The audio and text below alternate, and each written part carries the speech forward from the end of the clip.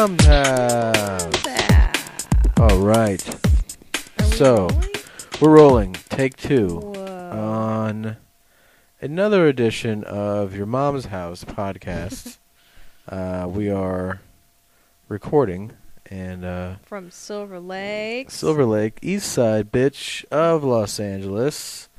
This is Your Mom's House. I am Tom Segura, here with the lovely Christina Pazsitzky. Hello, say hello, Christina. Hello, everybody, and happy almost Christmas to everyone. Happy almost Christmas. We are recording for the first time on our own, which means that we don't have the expertise of one red band who would normally make sure that everything is perfect.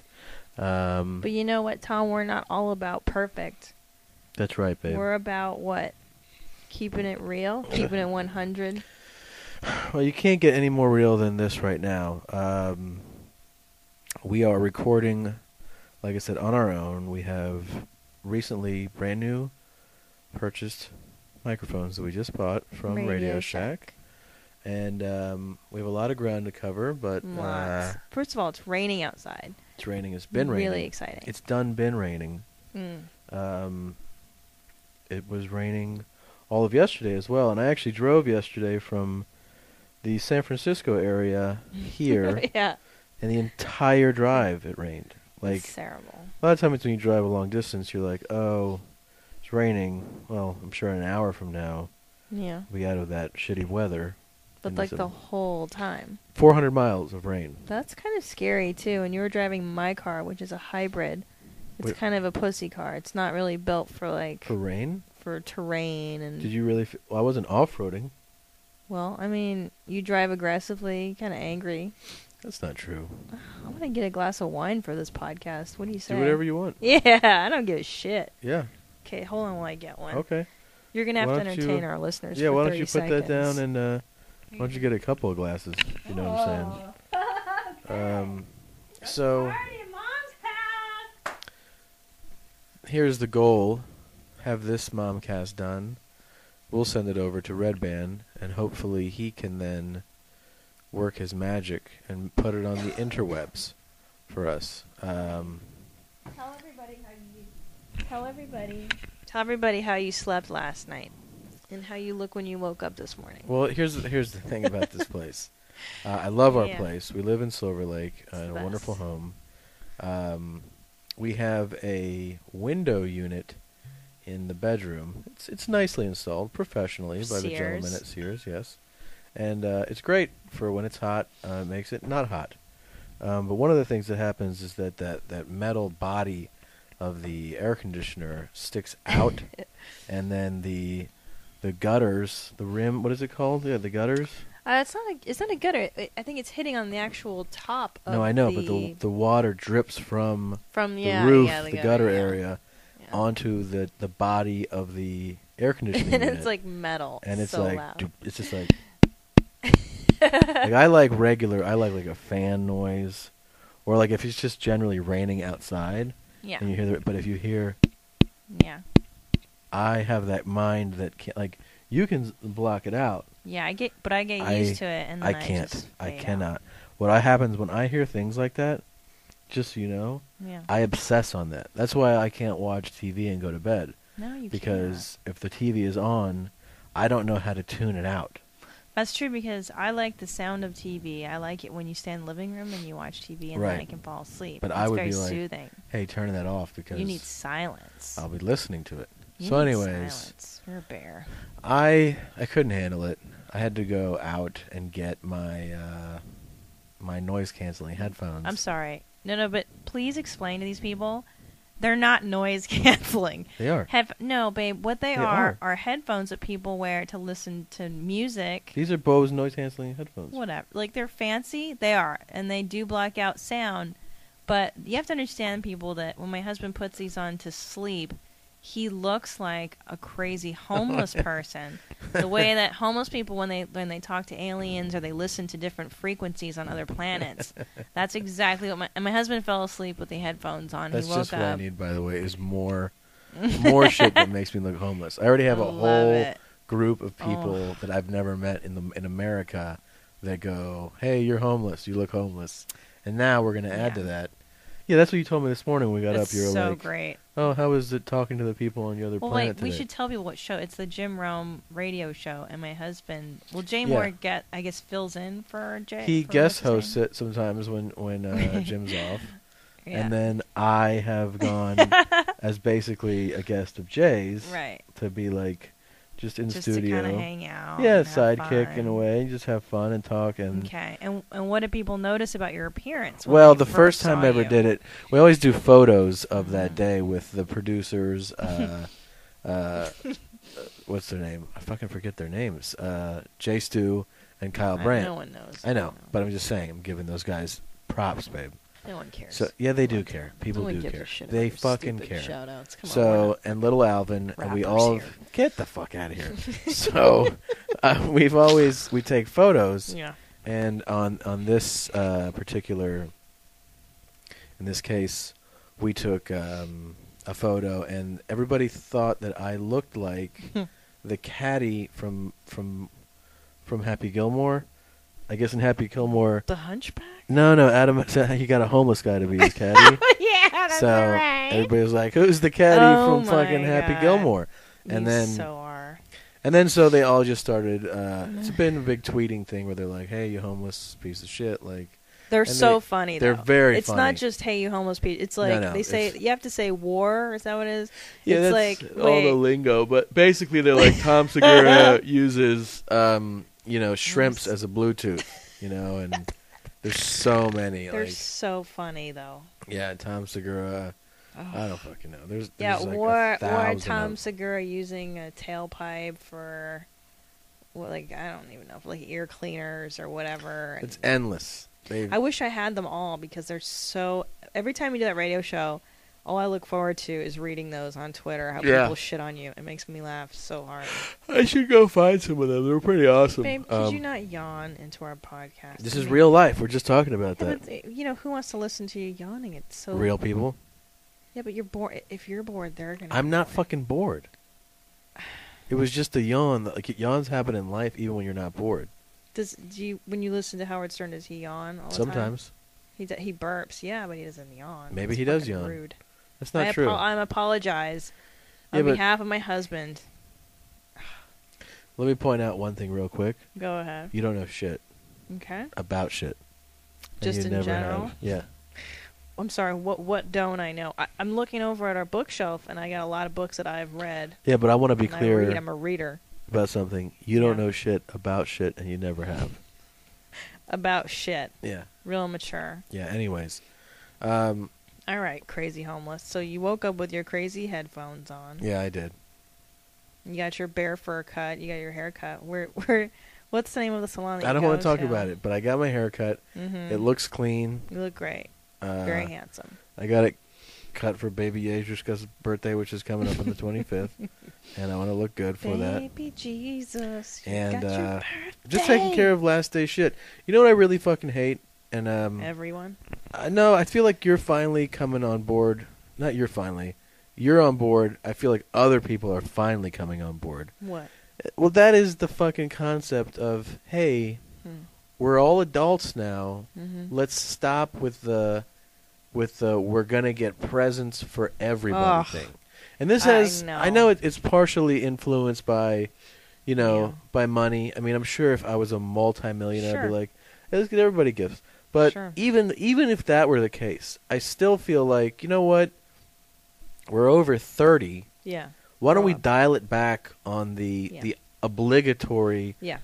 Everybody gets a gift. You don't get a gift. No. We're like, when you get gifts when you're a kid because it's fucking awesome, and you're like, you're supposed to surprise, or even like on birthdays, like when you're a kid and you turn fucking 6, everybody gets you a birthday present because you're a kid. Right. And like, that's what you're supposed to do is get the kid something. It makes, why? Because a kid can't go out and get himself shit. That's right. If you want, a Snoopy snow cone machine and you're 5, well, guess what? You have to wait all year. Yeah. Until Santa brings it, or you beg your parents. Right, because you don't have the ability to get in your car and go out and fucking get it because you can't drive and walk into places. That's right. And you don't have cash. or credit card or anything. Yeah. But like now it's like, you know, I even feel weird when it's like when like one of my sisters or like even, you know, a cousin or a friend just like hey, you know what I need? I really need these new shoes to go running, and it's like, really? Go fucking buy them. Yeah, how old are you? Yeah, you're old enough to buy your own shit. Well, you know, when people ask me, what do you want for Christmas? Well, nothing. I'm fucking 34 years old. I can go out and buy myself. Yeah. Or I'll tell people, get me something little and stupid, you know, a pair but even if that's they insist. That's for an insistent. But what am I really gonna ask for? Yeah. What do I really need? I'd like a new fucking iPad. Yeah. Okay, that's $800. Go get me an iPad or don't give me anything. I don't need anything. And one of my sisters was like, "What do you want?" And I just go, "Boxers." Yeah. And she was like, "Really?" I go, "Yeah." I mean, like, hey, you're grown what up. am I going to ask you for the shit that I really want badly? Like, right. You know what I really like? Espresso machine. Like, come on. We like an Italian steam-driven espresso machine. Because they've asked me for shit that's like, Wow. you know, there's this jewelry from this. I'm like, jewelry? It's ridiculous. Are you out of your goddamn mind right now? It's ridiculous. One of my sisters sent me an email with a breakdown of shit she wanted. But to her credit, that is useful because we've established rules this year. Like, you don't have to buy it for everybody, just like a select few. No, but that's helpful because then you don't have to like go through the labyrinth of bullshit. Here was the deal: there's going to be a lot of people at my parents' house this year, including us. Yeah. For Christmas, so many people are going to be there that the announcement went out. The APB went out for everybody that, hey, don't go out and buy presents for everyone. Did you just fart during our podcast? I did, but the mic didn't pick it up. I picked it up. I know. My nose just picked it up. No, your nose. You think I want to Coming. smell that shit? Oh, it's coming. I just picked it up for real. God damn it. I hope you stew in your own shit. I'm doing it right now. It smells. You are such an animal. But here's the thing. So I was told, don't worry about everybody. You know who you should worry about? Who? They told me worry about my cousin, Which Brian. Bri? My cousin Brian, because they're like, that'll be your guy. You just worry about him. You know what I said? Yeah. Great. Yeah, one and person. I called Brian. You know what he said? Don't give Let's just go out to dinner sometime. That's right. Because that's what fucking. Because he's a fucking adult. Yeah. And then, but then guess what? I made the phone call. Just talked to one of my sisters about whatever. She's like, oh, so, I got you something, and I go, what? I thought the deal was, you just buy for you buy for one of the other cousins. Yeah, she's breaking the rules already. No, we got you. So what do you want to get me? That's what was the next thing. Oh, fuck. So now here comes more money. No, can I tell you something? I don't give a fuck. I don't expect anything from anybody. And guess what? I'm not giving anything to anybody. And they know this about me. Okay? Yeah. Can I tell you my biggest pet peeve? I just had a dear friend of mine. I love her very much. Text messaging me. Hey, when can I come over and drop off your Christmas gift? Now, it's a very nice gesture, but I don't want the fucking gift because I didn't buy anything for her.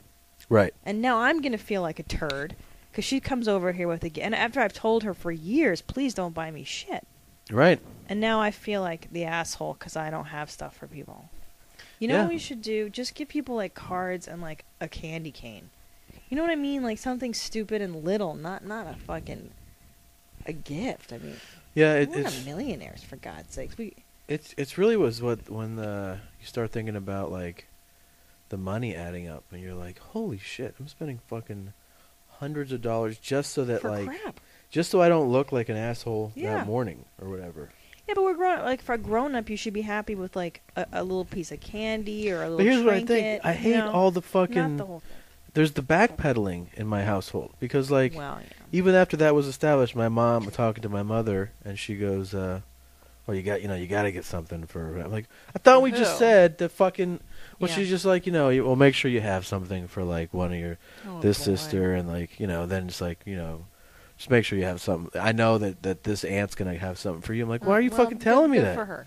No. Like, I don't want to have to buy fucking 50 gifts. Well, another thing is that you and I are traveling, so what are we gonna do? Pack another suitcase full of shit just to drag to Florida? That's insane. There's no way we can do all that. And look, you and I travel for a living. We're not even home long enough to go shopping. It's not like we're normal. Oh my! Well, that one I wanted to have one picked up. Oh my God! I wanted to have one get picked up on the audio. I can't believe Let me just describe. Oh my god, I'm gonna throw up, babe. It What? smells so fucking terrible. What does it smell like? Oh my! I'm gonna throw up. It's oh my! I'm gonna throw up. I'm gonna throw up. It smells like gyoza, like those Japanese dumplings we had, babe. Oh. I like that you went like this. This is what marriage is. Like you were pushing it away with. Oh my god! Did you shit today? I think so. Did you shit this morning? I think I did. I don't remember you shitting this morning. Actually, I did shit. I remember you tried to shit just a while ago and nothing. Yeah, came no, out. I shit earlier. Babe, it smells terrible. It smells like somebody shit. No, it smells like there's shit trapped in there that needs to come out. It does. God damn you! Who else would love you if I didn't? You're such a fucking animal. All right. Oh. Remember last night we were watching The Millionaire Matchmaker, and Judith Regan was on it, and Tommy turns to me and he goes, "I could totally impress Judith Regan. I think she would like me. She would love me." And I was like, "Yeah, she's not going to tolerate your farts." I think I would charm her. Farting into a microphone. If you get a chance to watch Millionaire Matchmaker on Bravo with Patty Stanger, great show. One of my good friends. She's not your friend. She sets up Judith's like, I want someone that makes me laugh. Yeah. So Patty gets the brilliant idea to go to Caroline's and have like a fucking. That was nice, babe. That was really nice. Well, she has basically Last Comic Standing audition. Oh, so embarrassing. But it was for dating, and it was so horrifying to watch. Because it was open micers. Yeah, well, but I mean, even the Last Comic auditions are, because that's not the way to audition comics, to have like 3 people sit at a table and be like, well, if you're funny, make us like. That's a horrible prospect.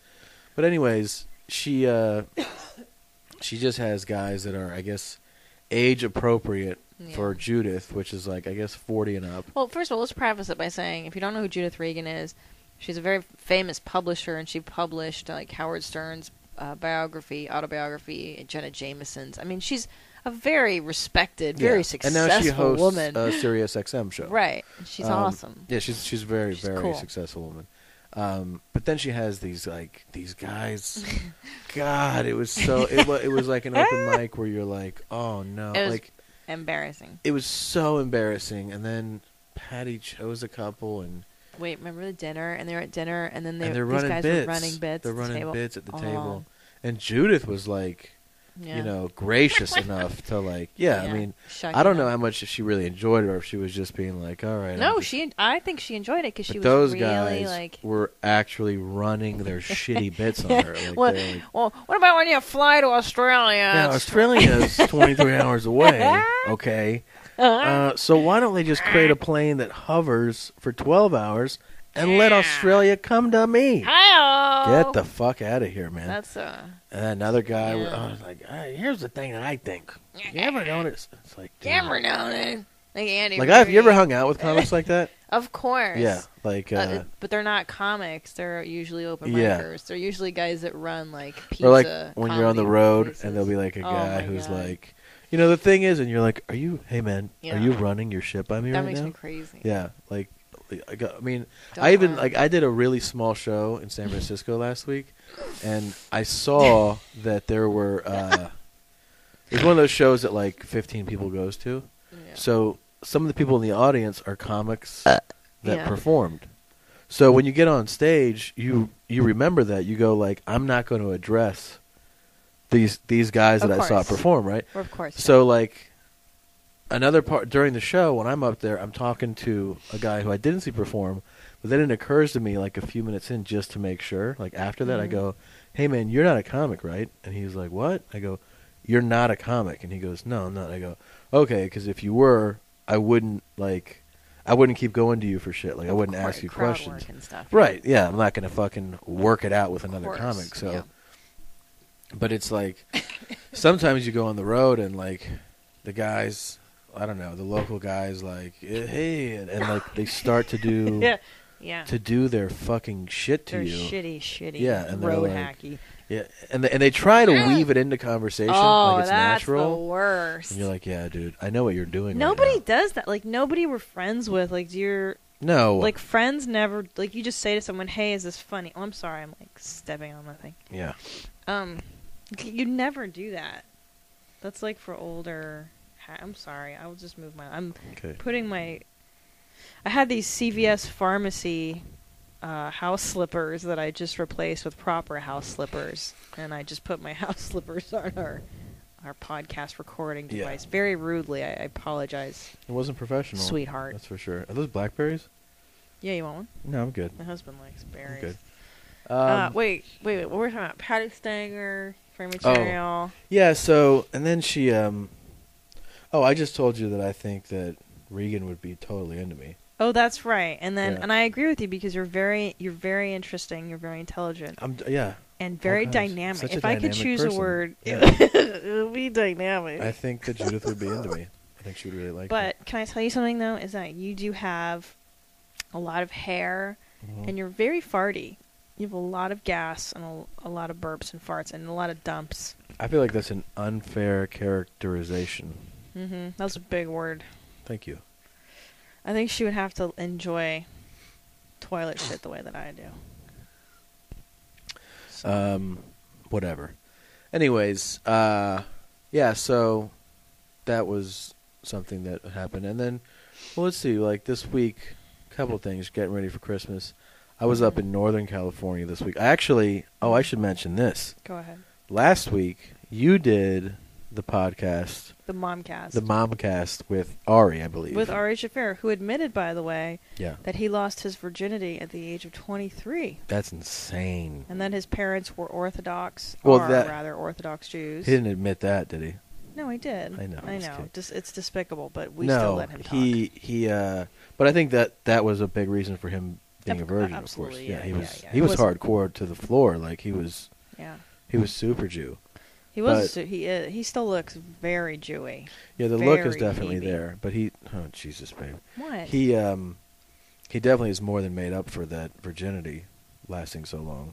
Wow. But while you guys were fucking around doing your Momcast, I was in Minneapolis, Minnesota, where a little thing called a blizzard came through. Yeah. And I don't know if you saw the footage of the Metrodome collapsing, but I was saw there. that.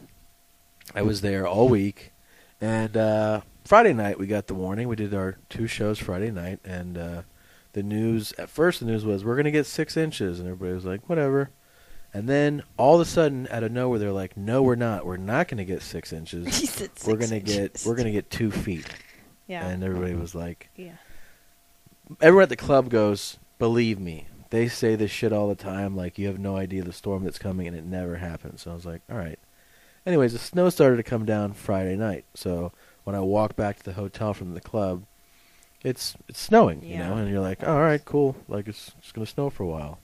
I wake up the next morning, there's a foot of snow on the ground, Oh my and God. it doesn't stop all day. So I text my buddy Josh at Acme Comedy Club, and I go, like, "Josh, what's the deal for the night? We're not doing a show, are we?" He goes, Yeah. "Oh, yeah, we're Oh, doing a boy. show." And I This go, is "What do you the mean we're worst. doing a show?" He goes, "We're doing a show." I call him a couple hours later, and I go, "Well, look, man, at this point, by the way, it has not stopped snowing in 24 hours at this Yeah, point." who the fuck's coming out? Right. So That's I crazy. call him and I go, "Are we really going to do a show?" He goes, "We have reservations. The place is open. We're doing a show." I go, "Okay."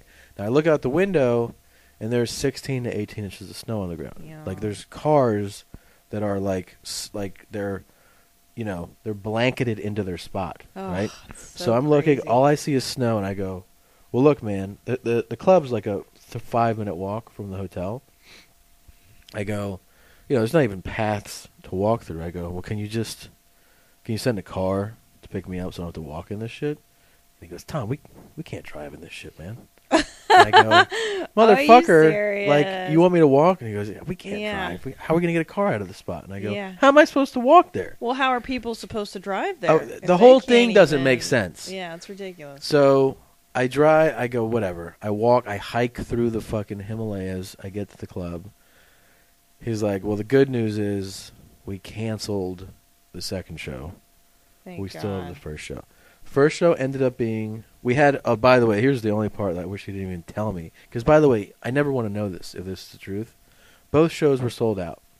Really? Yeah, they were both sold out, and then he goes, Oh. "But now there's 40 people I'm like, why did you even Just tell me don't this? mention, yeah. So, 40 people are there. In a bizarre, like just unexpected twist, I ended up having more fun at the 40 person show during the blizzard. Yeah.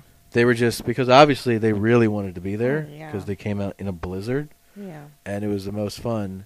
But then after the show, I go, that was crazy. And the two managers working go, that was the stupidest thing we ever did, was keeping this open. And I was like, yeah, it's dangerous. Like, people can die. Yeah, it's silly, and especially because they're drinking during the show, and they're hammered. But I mean, there's staff that couldn't make it to the club. Yeah, it costs more to operate the club that night than to. It was totally nuts. But who knows what their reasonings are? They do get to say, hey, you know what?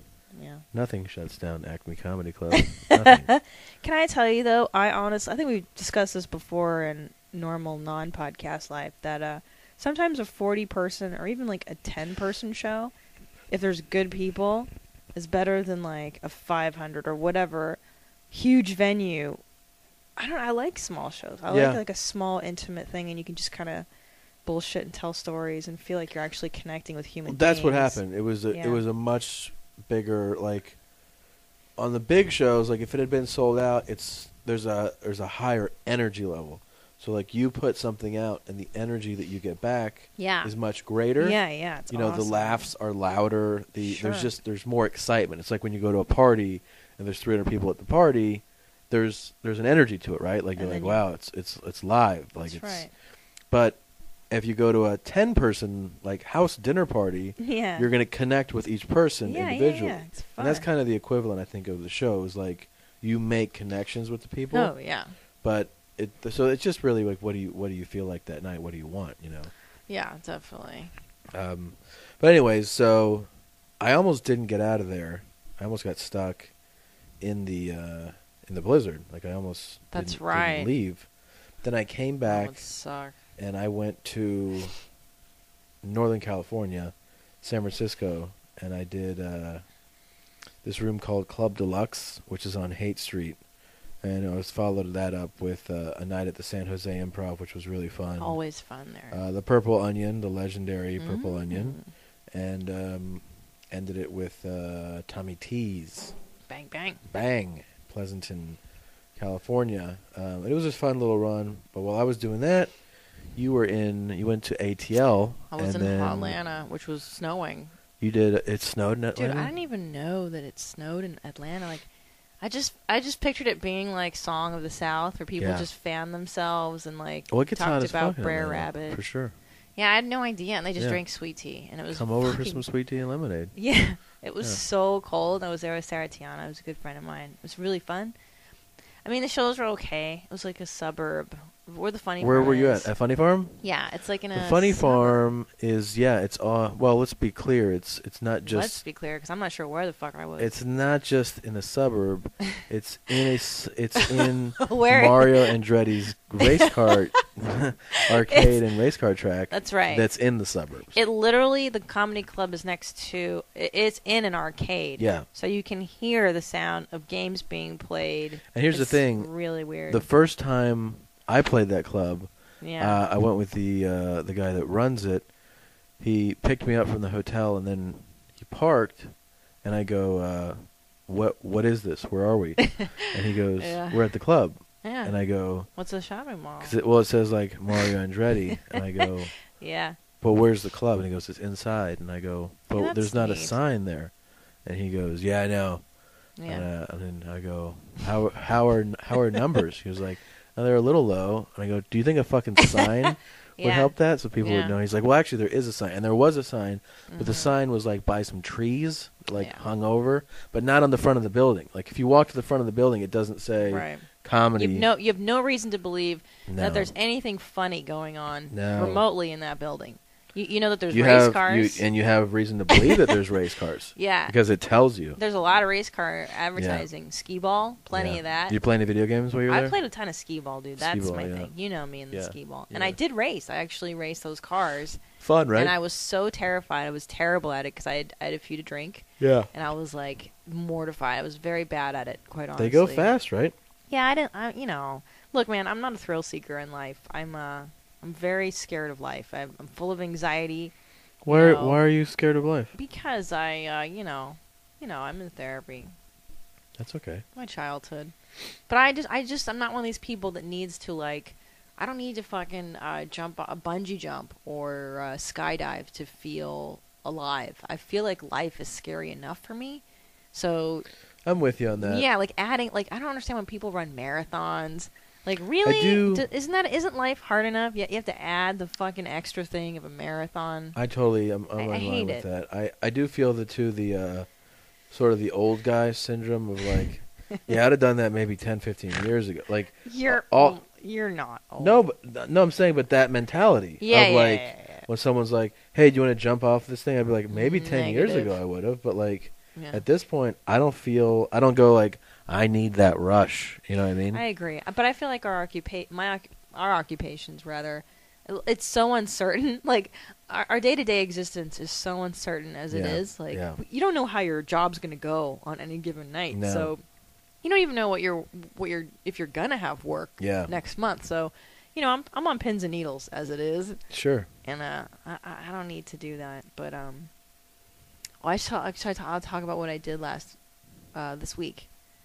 So I auditioned for this movie part. Yeah. About a week ago. I mean, you haven't signed like a non-disclosure or anything, right? No. Okay. Well, I'm just saying. I can talk about it because it's public. Okay. There's a trailer out for this movie, so it's common knowledge. The story. It's on Wikipedia too. Yeah. Okay. So you auditioned. Yeah. So I go into audition for this part. It's like a sketch comedy movie. It's called the Underground Comedy Movie, and I go in and I audition for like the part of like some 20-year-old hot librarian, which I'm clearly not, whatever. And I look at the director, and I'm like, God, the director looks like the ShamWow guy, but that guy's dead. It can't be him. And I do the audition. It goes fine or whatever. And I leave and I text my friend who set me up with it, and he goes, yeah, no, that was a ShamWow guy. And I'm like, you gotta be fucking kidding me, man. Like, yeah. I mean, well, it should be pointed out right now that you had him confused for Billy Mays, who is dead, who's a different pitchman. Yeah, no idea. Who is dead, right. So you were right that there's a dead pitchman, but it wasn't this guy, But this guy is if you read the story, it's fascinating. If you Wikipedia this guy, his name is Vince Offer, and he essentially started peddling the ShamWow to fund this movie that he made 10 years ago called the Underground Comedy Movie. He was a comic. Right. And he wrote these sketches with him and like Bobby Lee and whatever. And he made the movie for like no money. And it didn't do so well in the box office, but then he had this great idea of marketing it on direct response television. And so he would like sell DVDs on DR. And he sold a lot. He sold like 50,000 copies. Crazy. Yeah. And so now he's kind of remaking this movie. Well, this is also 10 years later. He also has had tremendous success with the ShamWow and the Slap Chop. That's right. So that's how he got the idea. So now he's loaded. For that, right. So he thought to himself, well, if I can market this movie this way, surely I can sell to ShamWow and like fund another project. So he started selling the ShamWow at swap meets, and then he did the same thing on direct response television, and he's a multimillionaire. Right. And I'm writing on this guy's movie. Right. So you auditioned. So you cool. didn't get the part that you auditioned for, but you were so funny and you're so talented, Tom. Well, I can brag for you. So funny. You were so funny then that they were like, we'd like to have you come in and write and consult when we're actually shooting, and you ended up getting writing, consulting work on the actual shooting of the film. Which is so cool. Which has some really big fun. Names in it too. Yeah, he's managed to get like Adrian Brody is in it, and Michelle Rodriguez, and Rob Schneider, and I think it's gonna be really good. Lindsay Lohan's in it, for God's sake. I mean, those are the big guns. He's really doing it right. Nice. I think it's gonna be really cool. Did you meet Lindsay? You didn't mention it. No, that's a different. She already did her sketch. Did you meet Adrian? No. He's an Oscar winner. You have an Oscar winner in this film. I got to meet Rob Schneider. He was pretty cool. Cool guy, right? Yeah. He said he was very nice. He's very nice. Yeah. He's very talented. Yeah. He's actually pretty funny. It was that's cool. Good. It was cool to watch somebody that's actually like. And Vince is a super nice guy. Dude, can I tell you something? And in Hollywood, a lot of people are D-bags. Yeah. But Vince really is one of the nicest people on the planet. Yeah. Like, just genuinely nice, and that really helps. That's great. Because you're working so long hours. So anyways. That's excellent. Yeah, it's been an interesting week. And then today. Should we tell them what happened today? What do you mean? What do you mean? What do you mean? What do you mean? Babe, you don't remember what we did today? What? In the car? No. No? No. Okay, never mind. No. Oh, I thought you wanted to... No. Okay, never mind. Well, now it's really been like... Oh, I thought you were gonna. No. All right, I was gonna tell a very Really? personal story, but I guess I won't. Well, I mean, now you gotta tell some personal story. Why? Because now you're dancing up and around to it. All right, but you don't. You don't want to share, so I don't want to. No, I like to share, but I just feel like... It'd be too much. I think so. All right, then we won't. We'll say this: that we saw the movie Black Swan. Well, that's what I was gonna get to. Oh, okay. Sorry. Yeah. Did I jump the gun? No, it's fine. We did... All right. Wow, now there's like a big... we're going to have to go back to this secret. We'll go back to it like some other time, I guess. We We're did gonna go... have to tell now. I know we are. You really... Wow. We went to see... Well, let's point this out. We'll get to this. Okay. All right. There's a lot of times... Hollywood has mastered making trailers that I think, like, how many times have you seen a trailer where you're like, that looks fucking awesome, or that looks hilarious? Like, yeah. I mean, trailers are an art in and of themselves. You know what I mean? Like cutting a trailer. Yeah. For a film. Oh, like, for sure. It can like make or break. Right, but... Well, have you ever seen those things where they remix the trailers? Like, they'll make The Shining into, like, a family comedy based on just the music and the re-editing of the trailer. Do you know what I'm talking about? I haven't seen that. Those trailer remixes? No. They're fantastic. Oh, I haven't seen that. Yeah. But I think of how many... I mean, like, I actually really enjoy trailers. Like, I like watching trailers for films. Really? I love it. And it's amazing, like... It's amazing how it can go either way, and how you almost basically can't trust it, but you can't trust it either way. I mean, you can see a trailer for a movie, then you're like, God, that looks terrible. And if it's a comedy and the trailer looks god-awful, there's a good chance it's a piece of shit film to begin, you know. Yes. Like, if they can't show you any funny in the comedy, that's a good point. I find that you can get misled more because I feel like if you're not laughing in that trailer and it's supposed to be really funny, there's a good chance it's not funny. Well, like, right? I can tell you right now, the new Fockers movie, thumbs down. Yeah, total dud, right? I can tell you, yeah. Yeah, there's so much that's wrong with that. That's gonna suck. Yeah, like beginning with the title and the creation of that film. But even the billboard, sometimes you go, oh, that's going to suck. Oh, yeah, you see it and you're like, this is shit. Yeah. But then there's... But this movie, I mean, you know, I know it's totally subjective, but I saw the trailer for Black Swan. I think I saw it first with you when we were at a different movie. Well, what were we seeing? Yeah, I don't remember what we were seeing. We were seeing something else. But it's cut with a lot of, like, just hard edits, and you see that, like, you know, she doesn't know what she's seeing. Is it real? And you know, it's like you know, there's shit like growing on her back, and it looked like a really, like, intense psychological thriller, which, when those are well done, when it's well made, it's like my favorite type of movie. Yeah, totally. I love watching those movies. So I saw that trailer and I was like, I mean, I haven't gone to, like, I watch a lot of movies, but I don't go that often to the movies.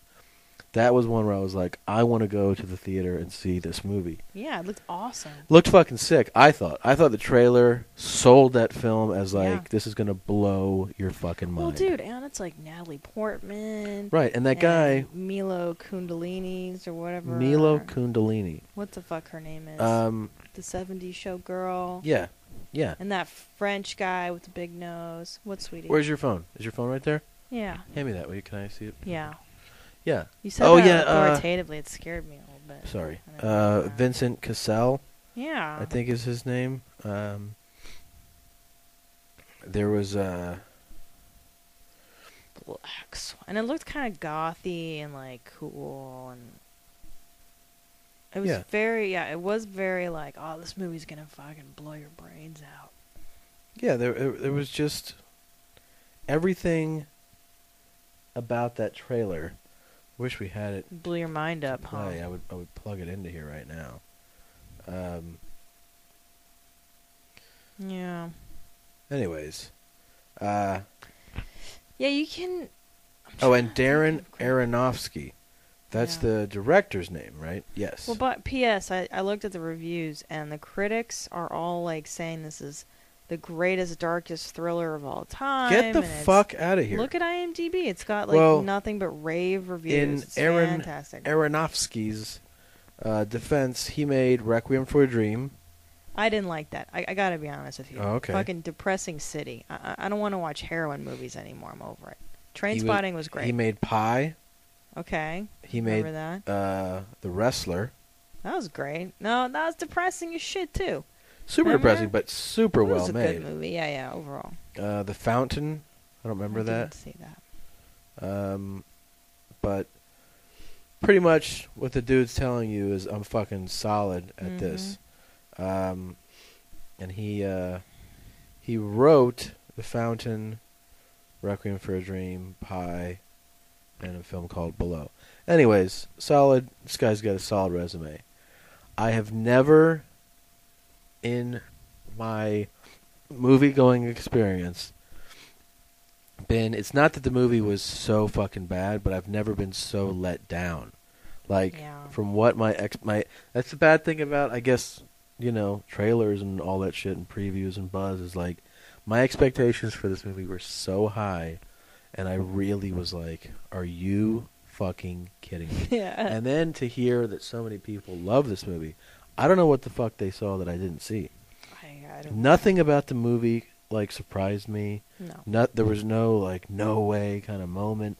There was no intense shocking discovery. I mean, the main thing, the thing that we talked about afterwards was, I didn't even lean over and say it to you, but 30 minutes in, I wanted to go, has anything happened in this movie? Because nothing in the movie develops. Yeah. There's no fucking story happening. Well, the story is there, but it's already unleashed in the first 30 minutes of the film. You already know what's happening, what's gonna happen. But scene to scene, nothing is developing. It was so repetitive. It was the same Every shit. rehearsal scene is the same. Every scene with mommy is the same. With mommy. Every scene, every fucking thing about that movie, and then you're there's feathers growing out of her, and you're like, all right, so she's... Which is cool. Right? And you're like, but I want it, that's supposed to... For me, something like that's holy shit, what's going to be the thing? Yeah. It's going to turn into... What's the bigger revelation?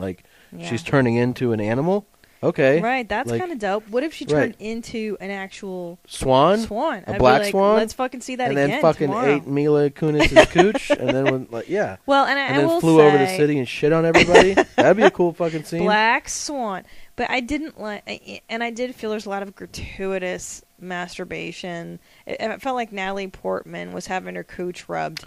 Oh, and the other thing that's 10 weird, seconds. the very weird thing, I never really thought about this before, was misplaced, or how do you correctly place your comedic relief in these films? Oh, there was no comedic relief. But there were some things that were clearly the time. I mean, we're okay. Here's a spoiler alert. We're gonna go into some details right here.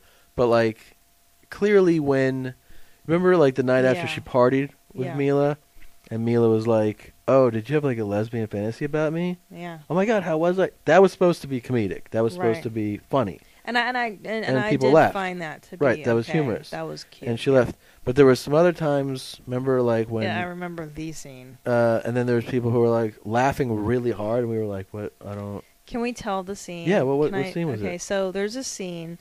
Spoiler alert. Do not listen if you don't want to hear. There's a scene where Natalie Portman tries to rub one out by herself, and she's in her room, and it's so funny because female masturbation scenes to me always come across as very dramatic and overly, she's intensely flowery. masturbating. Yeah, I have to say that, at least from what I've happened in my own life, it's never as flowery and beautiful as when Natalie Portman's masturbating. Yours is double-headed dildos, and you got one end in your ass. I need at least 5 Puerto Rican guys standing over me. Babe, that's not a masturbation. I'm sorry. No, they watch me. That's the fantasy. I have the Mexican fantasy. gardener fantasy. Hey, what are you doing in there? And then oh no, Tom. Yeah.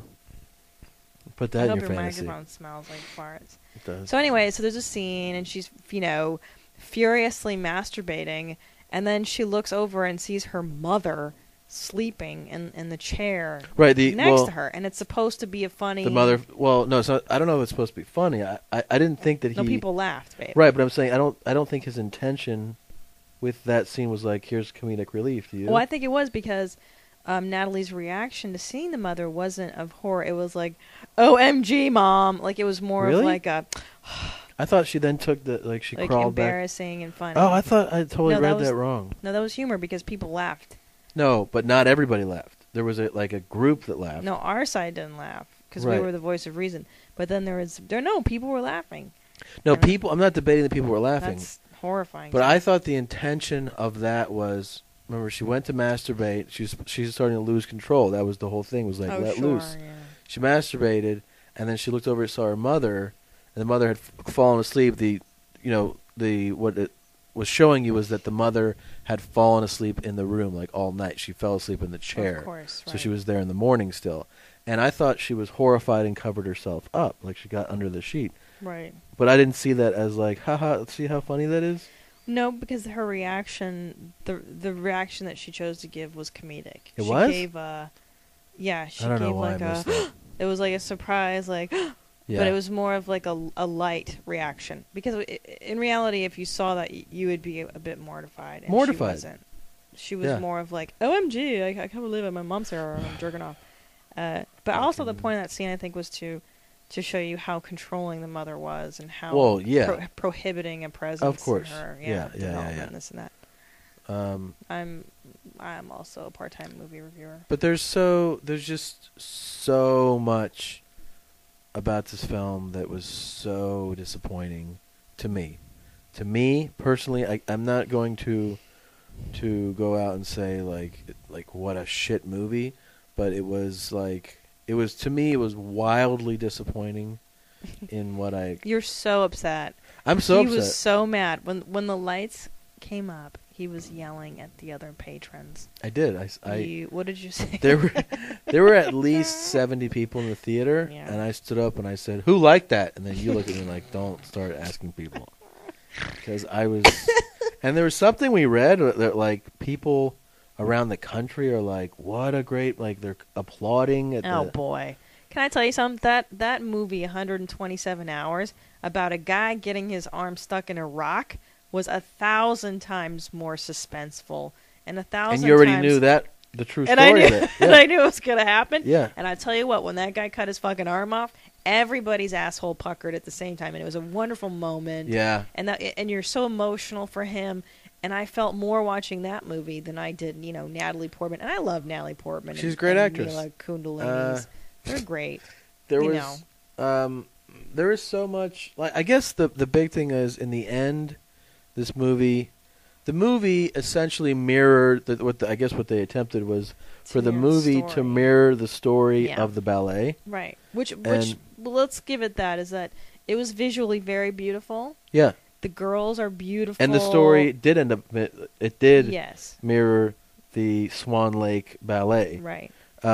But that wasn't it wasn't shocking or surprising. It was such a natural build-up. You saw it coming. Yeah, but I will say, on the other hand, it was very intriguing to see kind of the ballet world and to see how difficult it is. That shit's hardcore, and it's so crazy how athletic these girls are, and the bleedy toes and all that shit. And you just go, oh my god, who would do this for a living? This is not glamorous. That actor was Vincent Cassel, I think. Yeah, he's great. That guy could watch take a dump. I could watch him take it. Yeah, he's a great actor. Yeah, I think Dave Chappelle I could watch take a shit too. Dave Chappelle. I think Dave Chappelle is so interesting. Yeah, to watch him talk and do everything. Yeah, Vincent Cassel. Yeah. Yeah, Vincent Cassel. What a neat guy. Too. He's a really good actor. The French are so great. You know who else I love? That Audrey tattoo. Tattoo. I could watch her take a dump. She's great. Yeah. So yeah, Black Swan, aesthetically pleasing. Story is a little lacking. I want to see Tron, man. That thing's gonna be dope. Yeah, there's a lot of stuff coming out, man. Tron, if you grew up in like the 1980s, Tron is one of those like just fundamental fucking films. That was the first movie that I saw as a kid. I was 4 years old. I missed it, dude. Never saw it. You missed it because you were born 3 years too late. Yeah. But in like 1980, I was 4 years old, and it just blew my mind because that was like the first movie with like there was Star Wars, and then there was like the special effects of Tron. Yeah. So I can't wait to see that one. Well, that one looks dope. What is a Yogi Bear? No, are you going to see Yogi Bear? No. I can't believe I guess when those types of movies come out, I'm like it's just not surprising. It's expected. There's actual, but there's hatred like on Twitter about Yogi Bear. They're like people are like fired up that they're making this movie. I don't know. Why? I don't know. I've been reading like it's a great cartoon. Tweets of like, way to fucking dust off this piece of shit. And that's what they do. I the know. Smurfs has one too. Yeah. The Smurfs franchise. Where is it? Like Smurfs go to Chicago or something? No, the Smurfs go to New York. You know, the Smurfs property is owned by this Belgian company. So for years they never re-released the rights. Why? I don't know. They were weird about it. I used to work in animation for years, and I would always ask. I worked for a company called Deke Entertainment. They did Inspector Gadget and Shortcake, and they were forever trying to get the rights to Smurfs. Yeah. But that company wouldn't release it. That was the first cartoon to ever incorporate merchandise. Remember, you could buy all those shitty little Smurfs? Yeah. That literally was like one of the first cartoons to come up with that idea of like toys to go with it. We had sushi tonight. Oh. We were gonna have sake with it, but they didn't have sake, which was fucking jank. Sushi's the best, dude. I feel like I could eat that every day. Yeah. We tore it down too. I know. We always have the problem of ordering too much. Because when you look at like, if you just look at like the regular sushi pieces, you're like, yeah, I'll have one of these and two of these and three of these. 20 of these. Right, but then you're like, so that's warm up, and then you go, I guess we got to order some other stuff. And I always order too much. Always. We took it down. Oh fuck yeah, dude. We're not fucking around. We always take it down. So here's the deal. It's just a few days away. Christmas time is a week from today. It's a week from today. But do they know in Africa if it's Christmas time at all? They don't know. I think they know because they probably get a lot more charitable donations this month. Do you remember that song? What? Do they know it's Christmas time at all? No. You don't remember that? Yeah, I think that shitty fucking. It was like the USA for Africa. They used that song. You remember that? And then I remember Bono, Feed Africa. And then Bono, I think he says something like, thank this year, thank God it's them instead of you. You don't remember that? Oh my God! And no. he's like, there won't be snow in Africa. Yeah, no Christmas. Shit. There's never snow in Africa, That's asshole. the stupidest line ever. He really. I hate Bono. I hate that guy so much. That guy really has a hard on.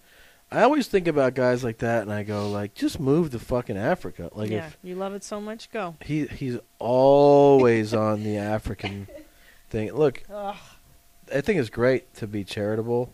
Yeah. The way I think he's really done a lot. I mean, the guy has he? Oh yeah, he's donated incredible amounts of time. I'm sure money, resources to better the world, in particular. You have like 6 back there. Do you want this? Yeah. I'm sorry. I'm taking pillows from him. But yeah, it's like Boner. We get it. Like I get it. He's smart. Yeah, I don't know why you got a lot of time. But they all have hard-ons for Africa, like Angelina Jolie and you know, I'll tell you something. I've been to Africa. Okay, yeah. I've done USO tours in Djibouti and Ethiopia. It's a shitty fucking place. Okay, Africa. I feel bad for them. Mm-hmm. It would be a Herculean effort to fix that country. Well, yeah, it is. It is a Herculean. It is so beyond repair. It is so beyond. And another thing, too, am I hearing underneath that? What? Hey, just fuck it, like leave it alone. I'm hearing. You know what? Let's let Africa go. Wait. Okay? So your message this holiday season, this Christmas it's 2010 is let Africa go. Just let it go, guys. Fuck Africa. Let it go. I will say this. That is such a fucking amazing thing to say. Well, I'll tell you why. Is your end-all thing is let it go. Let's just stop trying to help the people of Africa. Forget Africa. Here's why. I've been there. Ethiopia. You've been there, yes. I have been there. And I know. I will tell you what they do have in Ethiopia. Hot, beautiful African women. I'm telling you, I saw women in the airport that made Iman look like a pile of shit. Made her look like beautiful just yesterday's black women. Gorgeous faces. I mean, it's unbelievable. And other than that, you know, it's really depressing. There's kids playing soccer in garbage heaps, and it's such a fucking bummer. But you realize that level of poverty, I mean, in all seriousness, is not just something that exists in Africa. No. I mean, a lot of Central and South America. I mean, I've been in the slums of Peru, like where it's horrifyingly poor. I've seen it in Costa Rica. I've seen it in a number of places where you see like the hillsides covered. Also, no, but it's not. I haven't seen those places. Yeah. But like Africa, first of all, when I was there in August of 2009, it was literally 140. Wait, so was degrees. It snowing? Is it going to snow this time? It's going to snow in Africa this Christmas. Yeah. Well, we're going to let it go. We're going to let it go. Fuck Africa. 140 degrees in August. It was hot as balls. There's no agriculture. There's no water. I'm saying at least in Latin America, there's shanty towns.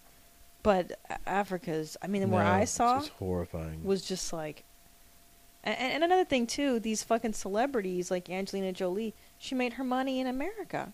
She made her money in good old U.S. of A. So you know what, bitch? Yeah. Why don't you adopt some American black kids? You love black kids so much. Why don't you adopt or even brown ones? Anybody? How about America? Take Yellow care of ones. the country that made you and your father very wealthy. You know, and I get that she does work, but I don't know. Yeah, I do think it's cool to help out everywhere, but I agree with you that there's a lot of fucked up places and people in the United States, and there's nothing wrong with trying to like better your own community.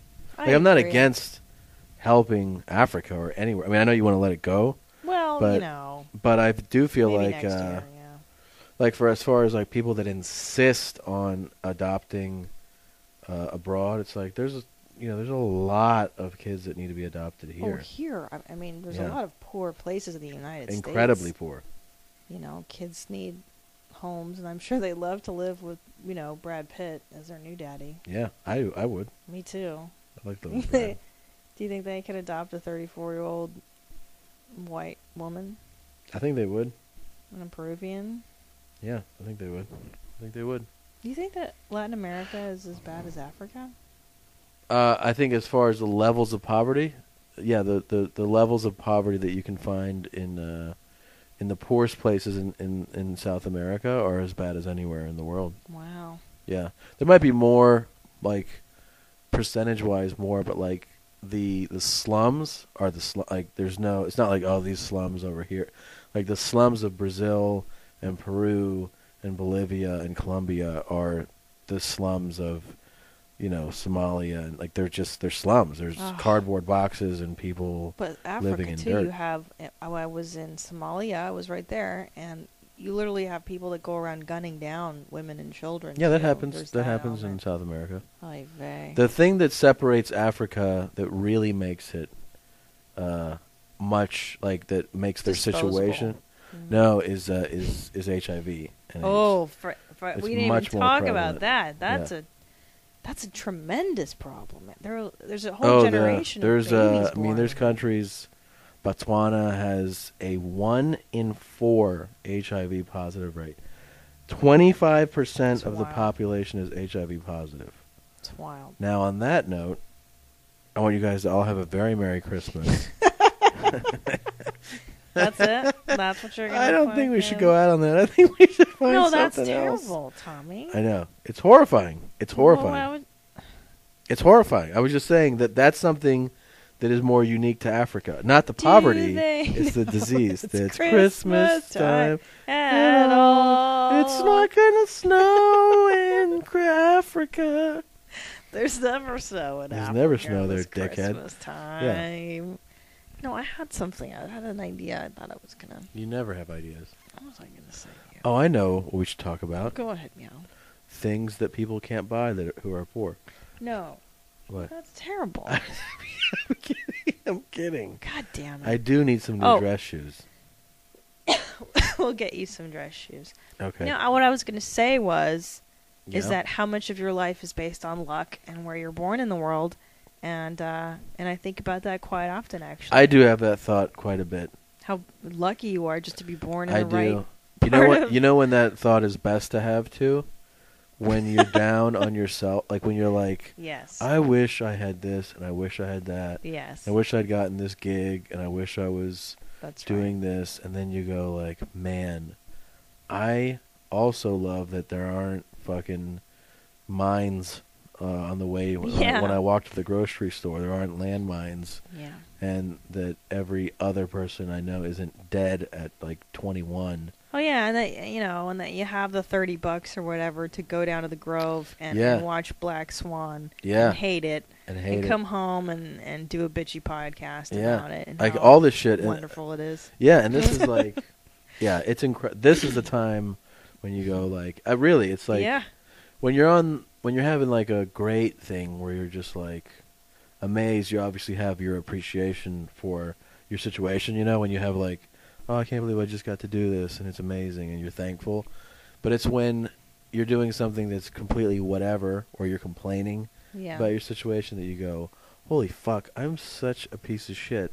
Yeah. I'm so lucky that I was born here, and that I wasn't born in the fucking Sudan, and that I'll never, ever experience famine and drought. I won't ever experience, like, why are you separating me from my mother? Like, all that crazy third world shit. Yeah, I mean, how much? And then you think about what would some of those people accomplish if they were born in our situations? Because inevitably, some of them would be amazing contributors. Yeah, you know what I'm saying? Sure. Like, there are people that are born into fucking just the worst situation ever, and they'll never get to contribute because they can't, because their whole life will be based on just trying to stay alive. And when you're just trying to stay alive, you don't really get to work out other things.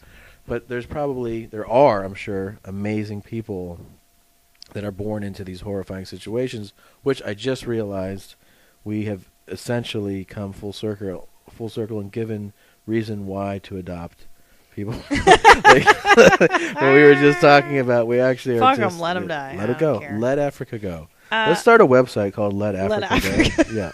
Fuck Africa. Yeah.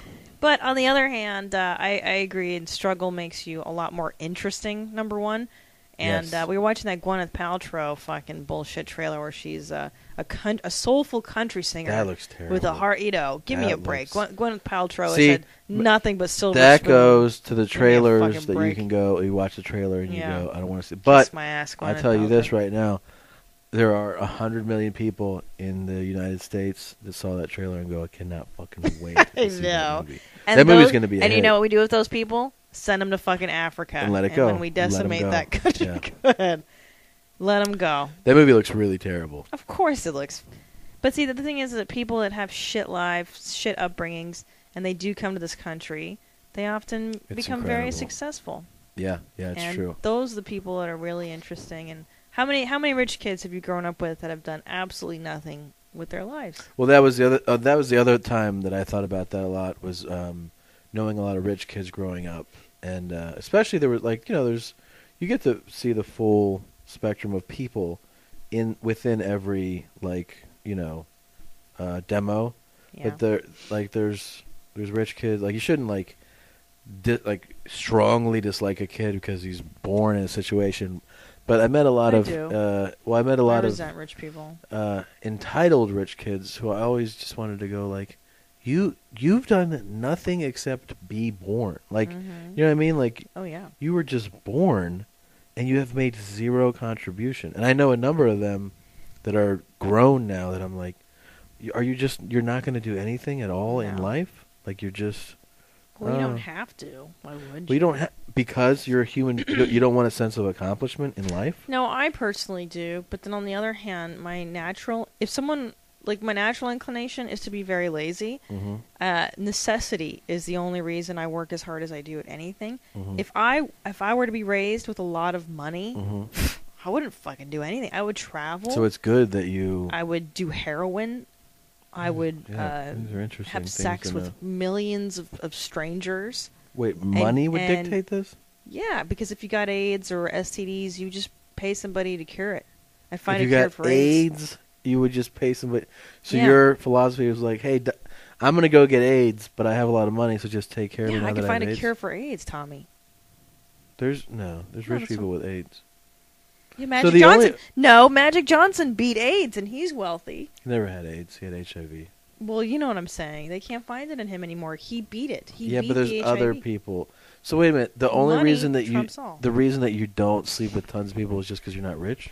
I think that wealth allows you to be above society in many regards. Yeah, true. You don't have to be nice to people. You don't Yeah. have to cultivate a personality. Yeah. And you certainly don't have to find a way to make a living. Yeah. And those are my natural antisocial tendencies. Money would allow me to be the antisocial person that Dick I sucking. secretly want to be. Who sleeps with thousands I of just added strangers. that just to make you upset. I don't think it would make me any more I think you'd be a promiscuous. complete prostitute if you were like that. No, I know. You have whorish tendencies. No, I have dormant whorish tendencies that I don't act upon because I'm too afraid. I'm full of fear. Right. But if you had that money... If I had money, I would. Yeah, that's what we were just saying. I'd have sex with Africa. With the whole continent? Yep. Wow, we've really been going a while here. All Maybe we right. should shut this down. Let's wrap. You know what we should do?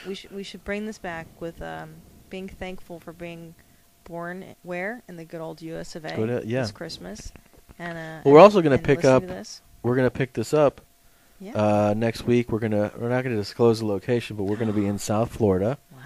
and we're going to do a podcast where hopefully we can get some guest appearances, maybe from some aunts, some uncles, some parents, So siblings, exciting. cousins. Yeah, I'm hoping we can do a mega mommy Christmas podcast.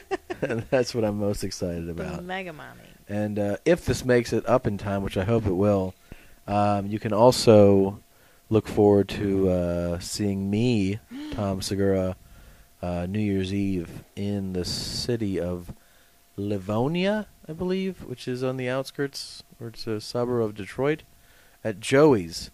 2 shows, New Year's Eve. Wait, the 8 name of the club is Joey's. It's Joey's, yeah. You know what? That might be the best name for a comedy club because it's not trying to be creative. It's better than Flappers. It's not Flappers or Dr. Grins. Yeah, it's that's just fucking Joey's. You know what I'm thankful for for? him. I'm thankful for fucking Joey's right now. So am I. And you're gonna be somewhere. Where are you gonna be New Year's I'm going Eve? to be in San Francisco, the Palace of Fine Arts, with a bunch of other comics. It's not just me. Yeah, It's like Nick Thune and Laurie Comartin. sounds like It's a good cool. lineup. Some other people. Oh, and here's something.